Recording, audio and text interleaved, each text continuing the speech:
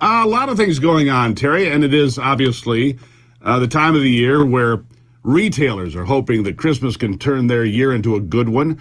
I don't know how retail sales are going, but I do know that the inflation rate came down to, 7.1%. But yet, we were out with you and your wife here a week ago. Restaurants are full. Shoppers seem happy.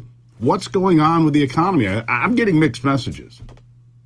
Well, actually, just overnight, both I think Target and I think it was Walmart came in and missed retail sales numbers for November. And that put the market this morning in a little bit of panic mode. And I think you've got, Steve, what I'd call a bifurcated market in a sense that I think services are still probably doing okay, but retail probably not.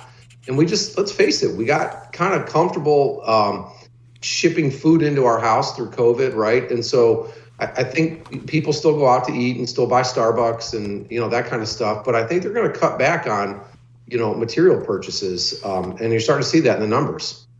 Yeah, well, so Walmart misses their numbers. And if Walmart is missing, because let's be honest, Walmart sells at a lower price point than most stores, right? It's a bargain joint.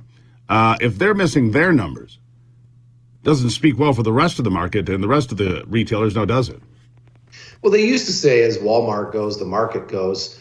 I'm not sure it's exactly like that now, but look, the reality is setting in, Steve. Everything costs more. Food costs more. Even with gas prices coming down, they're still more expensive than they were, 2 years ago, a year and a half ago.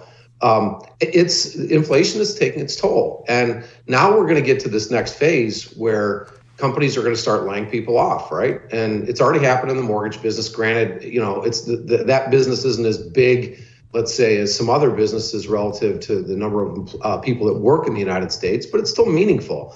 The tech companies are laying people off, and this is just the beginning. It's going to trickle down. So yeah, I think from an economic standpoint, I think it's going to be almost unavoidable at this point as it relates to a recession.